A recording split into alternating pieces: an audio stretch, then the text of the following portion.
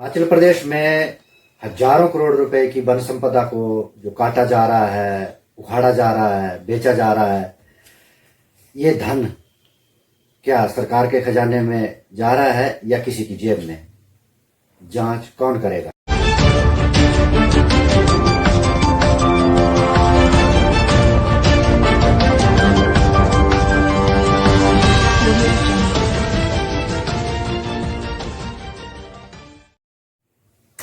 नमस्कार, मैं हूं जसपाल सिंह। आप देख रहे हैं जागरूकता न्यूज। आज बड़ा सवाल है, हिमाचल प्रदेश जिसे देवभूमि कहा जाता है, क्या वहां कोई गलत काम हो सकता है या हो रहा है?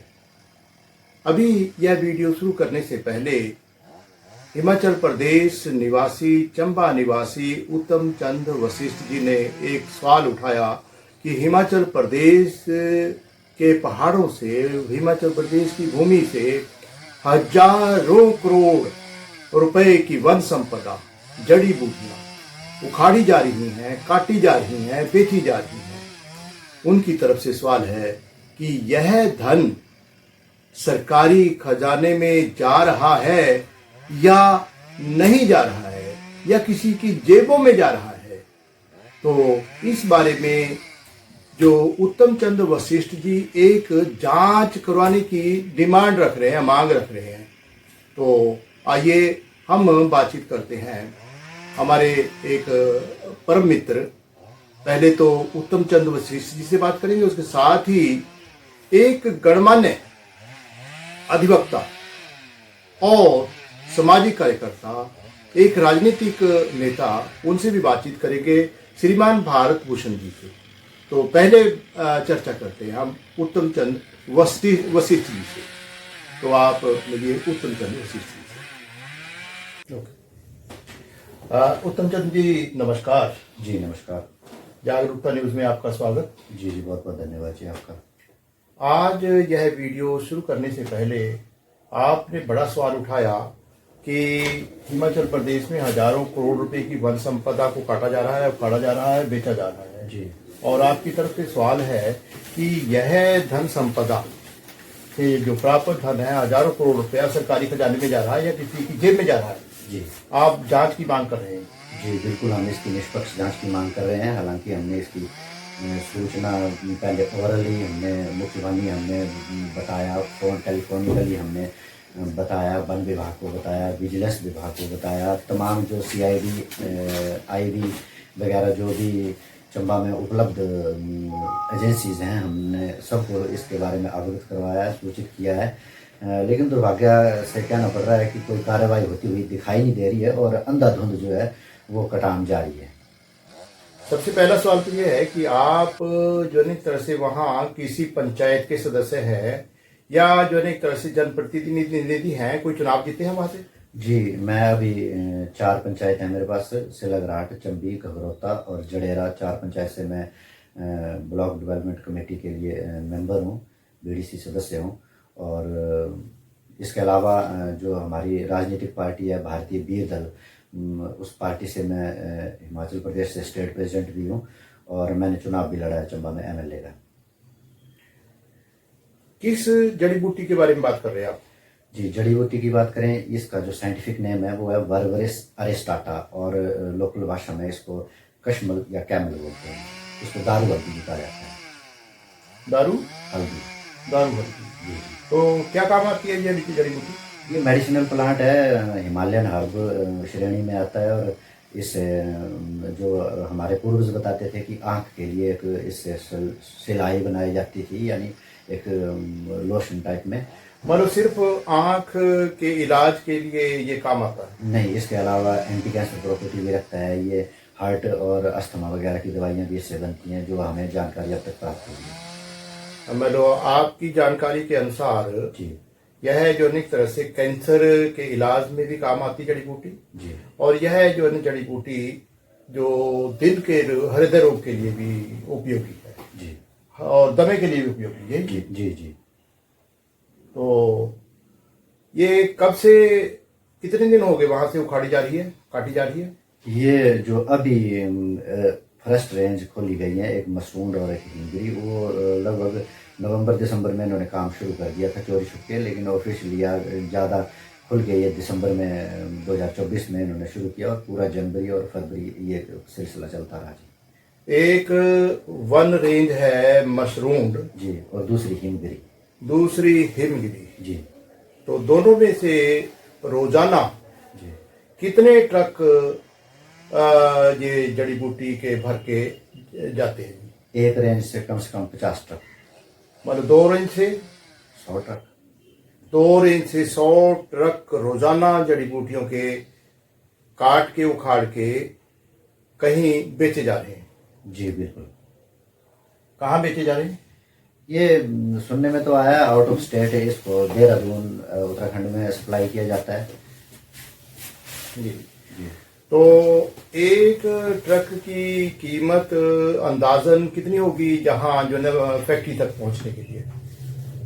जो हमें गुप्त सूत्रों से जानकारी मिली है, वो ठेकेदार की जो चाहे वो सरकारी खर्चे हैं या लेबर के खर्चे हैं या जो भी सारी कॉस्ट पड़ती है, वो लगभग 8 मेरा सवाल है कि जो एक तरह से कीमत फैक्ट्री वाले कितनी देते हैं? फैक्ट्री में तो हमने ये सुना है कि 40 से 50 लाख के बीच में एक ट्रक जाता है। 40 से 50 लाख रुपया पर ट्रक जो एक तरह से फैक्ट्री से ठेकेदार को मिलता है। जी। बाकी तो खैर मजदूरों को या दूसरे वो तो देने ही है पेमेंट। जी जी जी। तो इसके साथ ही जो एक तरह से एक ट्रक अगर 50 लाख रुपए का, तो 100 ट्रक तकरीबन 50 करोड़ रुपए। जी। रोजाना 50 करोड़ रुपए की वन संपदा जड़ी बूटियां महज 2 वन रेंज मशरूम और हिमगिरी से रोजाना निकाली जा रही हैं। कितने दिन हो गए? 2 महीने से तो ऊपर ही हो गए हैं इस बार का, जो है इस साल का। करीब करीब 60 दिन से ज्यादा गुजर गए। जी जी। तो पूरे हिमाचल में कितने दिन चला हुआ? पूरे हिमाचल में कोई 2 साल पहले ये चुरा गई, और एक वन परिक्षेत्र या फॉरेस्ट रेंज जिसको बोलते हैं, उसमें हुआ है ये पहले भी एक्सट्रैक्शन, जिसमें हजारों गाड़ियां पहले बेची जा चुकी हैं, निकल चुकी हैं, हजारों की संख्या। तो दर्शकों, जो ये अपने दोस्त उत्तम चंद वशिष्ठ जी का दावा है या इनको मिली जानकारी, उसमें ये कहा गया कि एक ट्रक फैक्ट्री तक पहुंचने के बाद फैक्ट्री वाले उसकी लगभग 50 लाख रुपए कीमत देते हैं। रोजाना तकरीबन 100 ट्रक इनके एरिया चंबा से निकलते हैं, और 100 ट्रक निकलते हैं तो 50 लाख इंटू 100 50 करोड़, और इनके मुताबिक 60 दिन से ज्यादा गुजर गए। हो सकता 100 दिन गुजर गए। अगर 100 दिन की हम एवरेज लगाएं, एक दिन में अगर 50 करोड़ है तो 100 दिन में करीब करीब 5000 करोड़ रुपए की जड़ी बूटियां महज चंबा से निकाली जा चुकी हैं सिर्फ 100 दिन में, लगभग 100 दिन में। तो पूरे हिमाचल में कितनी निकाली गई होंगी आप अंदाजा लगा लीजिए। तो अब जो है ना, एक तरह से इसका जो नुकसान है जी। वो पहाड़ों को क्या नुकसान हो रहा है? पहाड़ नंगे हो रहे हैं, जो पहाड़ों पे और है ही क्या हमारी वन संपदा कुछ जंगल के अलावा। जब लाखों की तादाद में आपने समेत जड़ों के आपने पेड़ उखाड़ दिए, तो वहाँ बचा ही क्या है? वहाँ तो अब पत्थर बचे हैं, मिट्टी बची है, वो भी बरसात में धुल जाएगी, फिर नंगे पहाड़ हो जाएंगे, रेगिस्तान हो जाएगा। और निकट भविष्य में जो इसके और परिणाम देखने को मिलते हैं, इंसानियत के नाते अगर हम देखें तो इस पे कई पशु पक्षी जो निर्भर रहते हैं, हम उनका खाना छीन रहे हैं। इसके अलावा जो पर्यावरण की अगर दृष्टि से देखें तो निकट भविष्य में जो इसके परिणाम नजर आएंगे कि जो पानी सूख रहे हैं, तो हमें आप सोच लो कि पानी भी खरीद के पीना पड़ेगा, जो पानी इन जंगलों में से निकल के आता है, जो पूरे इलाके कई पंचायतों को पानी। पहले जितनी बर्फ गिरती थी, क्या उतनी ही बर्फ गिर रही है? नहीं, बिल्कुल नहीं। जहाँ मैं अपने घर की बात करूँ, जहाँ मेरा घर है पुश्तैनी गाँव, वहाँ पे 5-7 फुट बर्फ गिरती थी, लेकिन इस साल तो 1 फुट भी नहीं गिरी है। जहां पहले 7 फुट तक बर्फ गिरती थी चंबा में, अब महज 1 फुट के आसपास बर्फ गिरी है, जो उत्तम चंद जी बता रहे हैं। बर्फ नहीं होगी तो क्या होगा? नेचुरली और जंगल सूख जाएंगे, पानी सूख जाएंगे, पानी सूखने के बाद तो फिर क्या। अगर पहाड़ों पर बर्फ नहीं होगी तो मैदानों के लिए नदियों में पानी नहीं आएगा। पंजाब, हरियाणा, या दूसरे एरिया जहां यहां से निकलने वाली नदियां जाती हैं, नदियों से जल जाता है, वो जल नहीं मिलेगा और वहां भी तबाही होगी, बर्बादी होगी। तो अब आप क्या कोई रिप्रेजेंटेशन, कोई लेटर, कोई चिट्ठी दी है आपने हिमाचल प्रदेश सरकार को? जी, हमने जो चंबा उपायुक्त महोदय हैं उनको हमने ज्ञापन दिया है इस बारे में कि इसको रोका जाए। सबसे पहले तो हमारी यही मांग है कि ये जो लूट दिन रात चली हुई है इसको रोका जाए, और दूसरा ये कि इसकी निष्पक्ष जांच हो और जो भी मेरे को तो ये जानकारी मिली है कि पहले इस जड़ी बूटी को अपने खेतों से हटाने के लिए किसान खर्चा करता था और अब सरकार खर्चा कर रही है। सरकार बल्कि अपने पास से पैसा दे रही है, तो ये तो किसान के लिए फायदेमंद हो गया। नहीं, फिलहाल ये बिल्कुल झूठी जानकारी है। ना तो कोई किसान को सरकार पैसा दे रही है और दूसरा ना तो वो अपने पैसे दे के इसको हटाता था। हाँ, ये झाड़ी नुमा पौधा है, इस्तेमाल में काम आता है। तो जो आपको तो जानकारी होगी कि हिमाचल में चंबा जैसी जगह में वैसे ही लोगों के पास कम जमीनें हैं, तो उनके ज़मीनों में कल्टीवेशन के लिए तो कोई मसला ही नहीं है कि इसकी कल्टीवेशन होती हो। लेकिन खैर ठीक है, ये तो बात अच्छी बात है। लेकिन अब जो अनेक तरह से दर्शक जो इस वीडियो को देख रहे हैं वो खुद भी जो अनेक तरह से अंदाजा लगा सकते हैं कि इसका असर पहाड़ों पर क्या होगा जी, इसका असर मैदानों में क्या होगा जी। जल ही जीवन है, अगर जल ही नहीं मिलेगा पहाड़ों में या मैदानों में तो उसका नतीजा क्या होगा। इसी चर्चा को हम आगे भी जारी रखेंगे। ये श्रीमान उत्तम चंद वशिष्ठ जी ने जो कहा है वो आपने सुना जी। लेकिन जो निष्कर्ष है, निचोड़ है, वो तो ये है कि जांच की मांग की जा रही है। कोई पक्का दावा नहीं है कि क्या ठीक है क्या गलत है, आंकड़े तो फाइल पर नजर आएंगे। तो अब जो अनेक तरह से ये भारतीय वीर दल हिमाचल प्रदेश के प्रेसिडेंट रहे हैं और वहां से चंबा से चुनाव जीत कर आए हैं, जनप्रतिनिधि है। अब हरियाणा प्रदेश भारतीय वीर दल के अध्यक्ष श्री भारत भूषण जी से हम बातचीत करेंगे। भारत भूषण जी नमस्कार। नमस्कार जी, नमस्कार। आपकी पार्टी भारतीय वीर दल के जो प्रेसिडेंट है हिमाचल प्रदेश से, उन्होंने एक जो एक तरह से अपनी स्टेटमेंट दी है, बोला है कि हिमाचल प्रदेश से हजारों करोड़ रुपए की वन संपदा हटाई जा रही है, बेची जा रही है, और वह उनकी तरफ से सवाल है कि यह धन है जो जड़ी बूटियों से प्राप्त या जो वन संपदा से प्राप्त, वह हिमाचल प्रदेश के खजाने में जा रहा है या नहीं जा रहा है। इसके बारे में आप कुछ कहेंगे जी? जी, बहुत ही गंभीर विषय है। और आज चाहे हिमाचल है, चाहे हरियाणा है, जहां पर जो खनिज पदार्थ हैं या मेडिसिनल हर्ब हैं, वो गवर्नमेंट को उसका रेवेन्यू नहीं मिल रहा है। कुछ लोग असामाजिक तत्व सरकार से मिलकर इस प्रकार का गोरख धंधा करते हैं और वो डायरेक्ट अपनी कमाई करते हैं। इसमें ये कह सकता हूँ सरकार को रेवेन्यू नहीं मिलता, पर हाँ कुछ राजनीतिक दल के और सरकार के नुमाइंदों को मिल जाता है, चाहे वो राजनीतिक नेता हो सकता है या फिर प्रशासनिक अधिकारी हो सकता है। आप पेशे से एक अधिवक्ता हैं जी। मैं कानूनी तौर पर जरूरी होता है कि सरकार के पास एक रिप्रेजेंटेशन आपकी तरफ से जाए। आप भारतीय वीर दल हरियाणा प्रदेश के प्रेसिडेंट है, इसके साथ ही साथ अधिवक्ता है, तो कोई रिप्रेजेंटेशन आपकी तरफ से या जो अनेक तरह से हिमाचल प्रदेश यूनिट की तरफ से सरकार के पास गई? लगभग 2-3 महीने से हमारे जो दल के अपने हिमाचल के जो नेता हैं और ये वशिष्ठ साहब, लगातार इनकी टीम आरटीआई एक्टिविस्ट लगातार सरकार को जगाने का रिप्रेजेंटेशन बाय लिखित भी दिया है, ओरली भी इन्फॉर्म किया, वीडियोस प्रोवाइड किए, डॉक्यूमेंट्री एविडेंस प्रोवाइड किए, गाड़ी लोड होते हुए जहां से लोड हो रही हैं वो सब कुछ डॉक्यूमेंट्री सरकार को डीएफओ से लेके जो ऑफिसर थे उनको दिए गए, मीडिया को अवगत कराया गया, पर वही है कि सरकार के दबाव में कोई कार्रवाई नहीं की गई। अब जो एक तरह से इसके बाद के जो असर, जो एक तरह से नेक्स्ट करना क्या होता है, दो में से एक रास्ते पर चलना होगा, एक आंदोलन या जो एक तरह से कानूनी कार्रवाई। तो आप पहले कौन सा रास्ता अख्तियार करेंगे? देखिए, आंदोलन भी करना होगा तो वो भी बड़ी शांति प्रिय तरीके से करेंगे हम लोग, क्योंकि मैं एक कानून का ज्ञाता हूं और मेरी नजर में तो समझता हूं कि अगर लड़ाई भी लड़नी है तो कानूनी तौर पर, कानूनी जो एक तरह से तो दायरे में रहकर। मैं बार बार उनकी टीम को बार वो मुझसे कंसल्ट करते हैं, तो मैं कोई भी गैर कानूनी रूप से कार्रवाई के लिए पक्षधर नहीं हूं।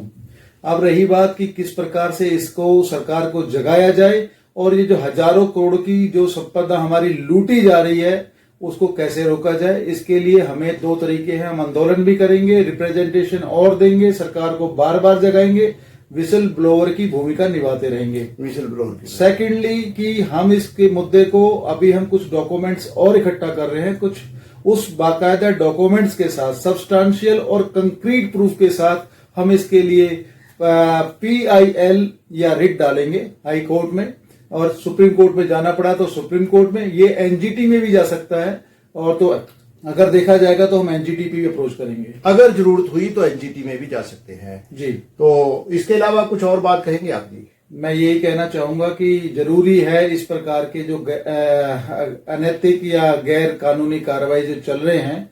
देखिए, संपदा बहुत सालों पुरानी हमारी विरासत होती है, और ये खेती है या जिस प्रकार से हर्ब्स है, अगर इनका सही यूज किया जाए तो ये हमारे लिए प्रॉफिट में है।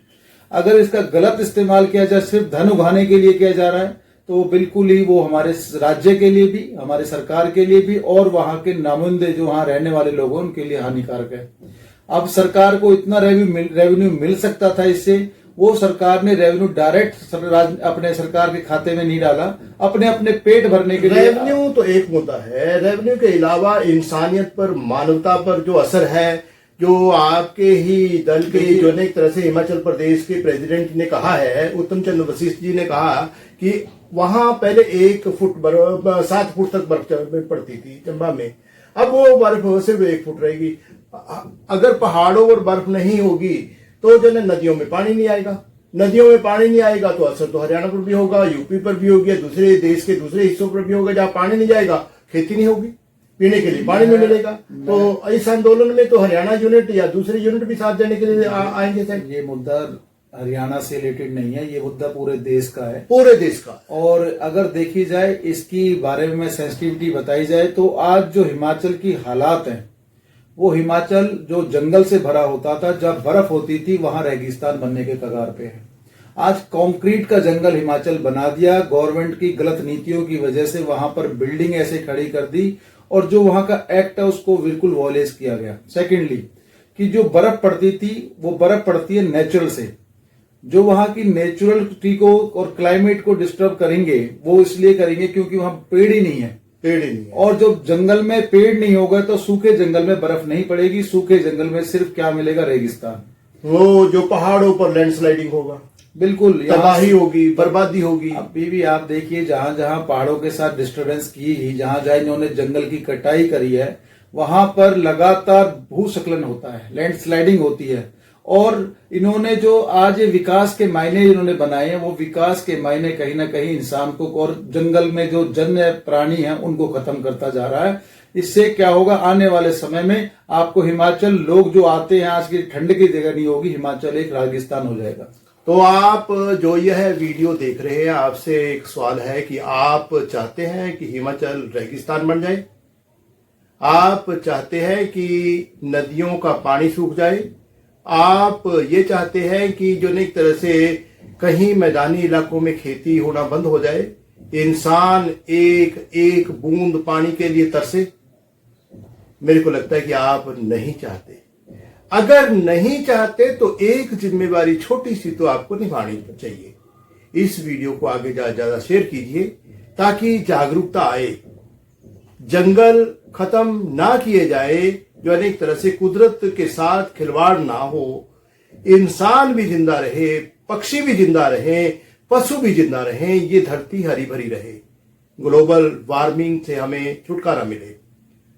आप सबसे एक गुजारिश ये है कि आप इस चैनल को तुरंत सब्सक्राइब कीजिए, बेल आइकॉन का बटन दबाइए ताकि आने वाली हर वीडियो, हर नोटिफिकेशन आपको मिलती रहे। इसके साथ ही साथ इस वीडियो को शेयर करना बिल्कुल ना भूलिए। अपने कमेंट भी दीजिए। हो सकता है कि हमसे कोई गलती हो, लेकिन आप अपने कमेंट के साथ इस वीडियो को ज्यादा से ज्यादा शेयर कीजिए ताकि ईमानदार अधिकारियों तक, ईमानदार सरकार तक, ईमानदार नेताओं तक, ईमानदार जागरूक नागरिकों तक यह वीडियो पहुंचे। इंसानियत का काम होना चाहिए, सबका भला हो। आप सब तंदुरुस्त रहें, आप सब खुश रहें, हमारा भारत उन्नति करे, पूरी धरती खुशहाल हो। इसी कामना के साथ आप सबको सादर नमस्कार। नमस्कार।